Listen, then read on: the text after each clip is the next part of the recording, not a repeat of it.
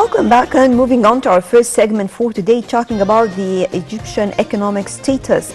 Well, we are concluding the year 2021 and we have many achievements that took place. Actually, Egypt achieved a lot during the past 7 years when it comes to the economic status in general. Different policies and measures were adopted.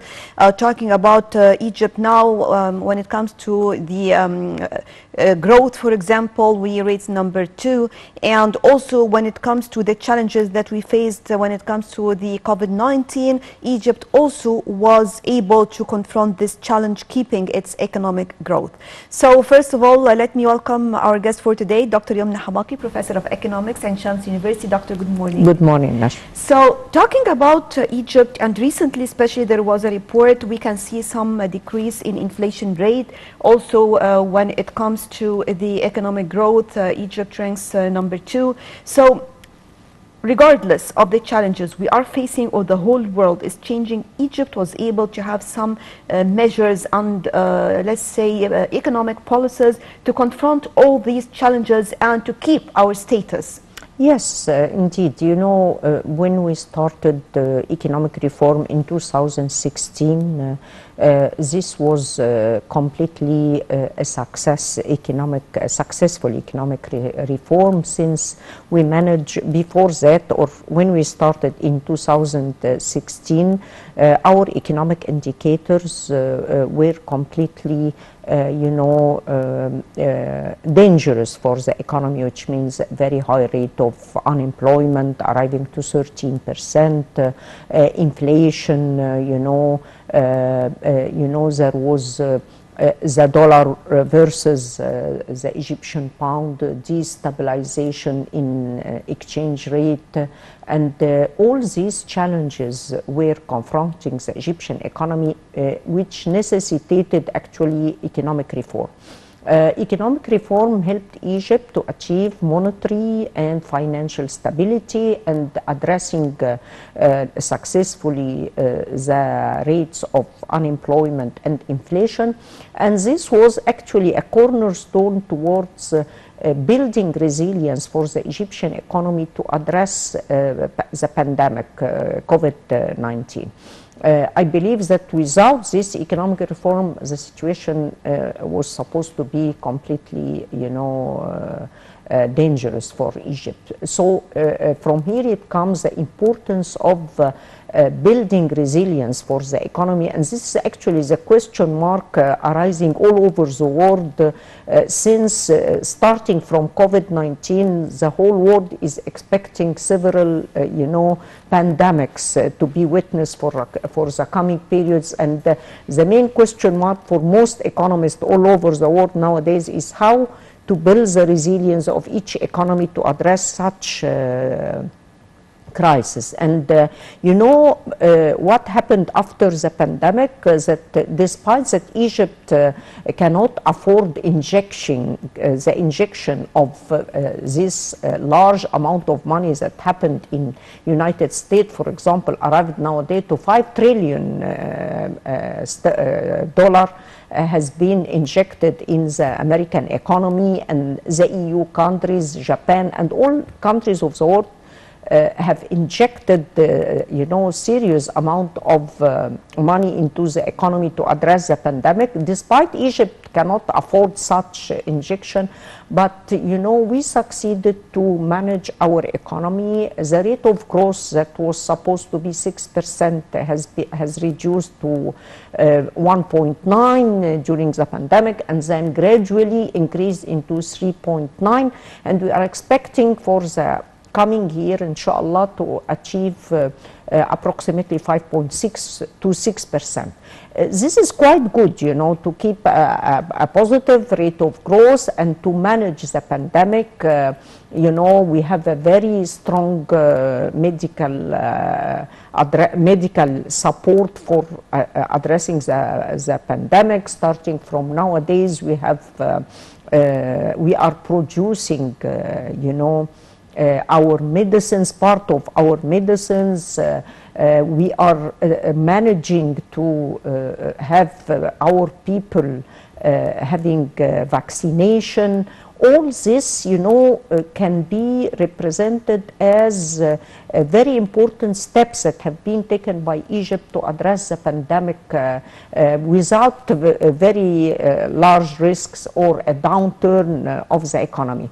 The coming period, inshallah, for the coming year, we are expecting a better economic situation, and the most important thing that we need to concentrate on is the structural reforms that the government has declared this year. Structural reform means that we have to concentrate on the real sectors of the economy, the industrial sector. The agriculture is quite important for having self-sufficiency of food and achieving food security, and part of it partially is gaining momentum for the export of vegetables, which gained momentum for the last period. I believe that you know, expanding the surface of development for Egypt, which happened with the mega project and allowed Egypt nowadays to have investment in Sinai, for example, in Upper Egypt. Nowadays we used to live on only 5% of the surface of Egypt. Nowadays we have the potentialities to extend that into large surface for Egypt, which actually enable us to use our resources more efficiently. So a lot of our resources are not used economically like our mineral resources. Nowadays we are trying to take you know, advantage of these mineral resources. We are trying to attract foreign investment to come, and still this is quite important for Egypt. Why? Because our industrial sector is depending mainly on importation for industrialization. You know, if we take care of petrochemicals and you know, mineral resources, this will allow Egypt to produce at home the most important raw materials for our industries. This is quite important, and we as economists, we have a lot of studies to prove that, and actually this may help to improve the competitiveness of our industrial sector. I believe this is representing all over Egypt potentialities, very large potentialities for foreign investors to come and to achieve very high profits for their investments. We can see now that the Egyptian leadership is giving much more attention to the human capital. Yes. And this is of great importance if we would like to talk about projects, talking about the inflation, talking about capabilities. Definitely this is of great importance, especially that we have many initiatives that were adopted. One of the most important initiatives is decent life.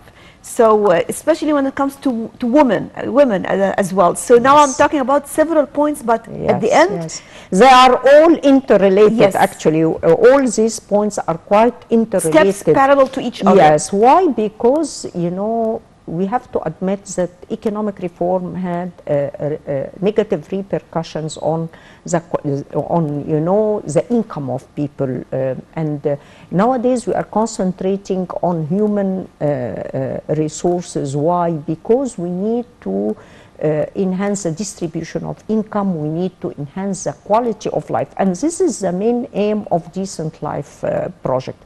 This initiative actually is a very huge and very promising initiative to improve the quality of life for the majority of Egyptians. Why? Because we used to take care only of the people living in the capital, in big cities, and we always neglect the people living in Upper Egypt. Like in Upper Egypt is a very important model of that.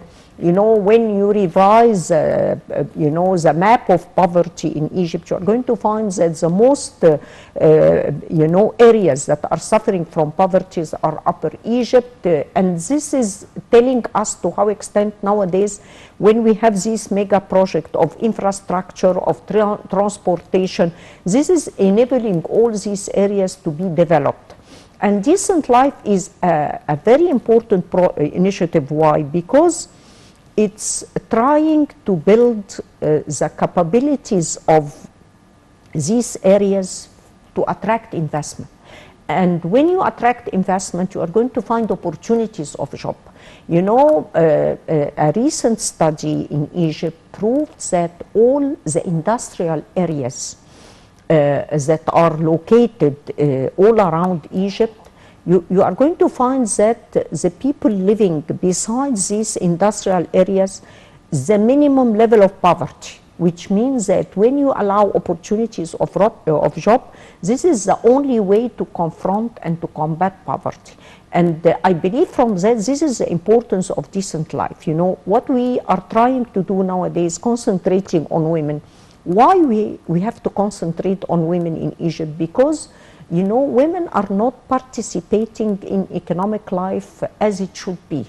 You know, the economic participation of women in Egypt, it's not exceeding 22%. This is quite minimal compared to all other countries of the world, even if for developing countries. And from here it comes the importance of addressing the question, why we have such a low percentage of women's economic participation. And actually I have a lot of empirical studies as well as projects in rural areas. The most important reason behind very low participation of women in economic life is the reproductive role of women. You know, and with our traditions, women are, you know, having very heavy burdens, taking care of their children and so on. And from here it comes the initiative of the government, coming from the presidency actually, that we have to take care of, you know, increasing the sizes of nurseries and trying to improve the quality of services. And I believe that nowadays we have very promising projects supported by Minister of Solidarity, in which, you know, we are giving very financial and non-financial support for those who are going to, you know, build nurseries and develop such activities. And I believe this is quite important. Even nowadays, when you talk about rural areas, women nowadays, they can manage to have an opportunity of job and to sustain such opportunities, but they have to take care of their children. And this is a very important step, Nashwa, towards addressing the very high rate of population. Because when you empower women economically, they are going to think several times before having more and more children, because children are going to be costly for them, because they are going to spend on raising their children. And from here it comes that they are going to reduce the size of the family. And this has been proven, you know, all over the world by empirical studies. So this is quite important. Empowering women economically is a very important gateway towards you know, supporting the economy and improving the quality of life. But still, we have another big challenge, which is the productivity of labor and the skills, because we managed to have a technical education that was quite poor without linking them with the opportunities in the labor market. So there is a big gap between, you know, upgrading technology, which is quite essential nowadays, and you are talking about the fourth industrial revolution and artificial intelligence, and you are not going to, you know, find yourself on the world map without being integrated in these activities. And Egypt is capable to do that. We have steps that have been taken to do that, but still, you know, we are lagging behind regarding upgrading the skills of labor. So you are going to find nowadays that all the meetings that our president is doing with all ministers and organizations, our president is concentrating nowadays on upgrading skills. It's not an easy task actually, because you have a you know, historic background that is heavy of challenges, but you know, it is possible.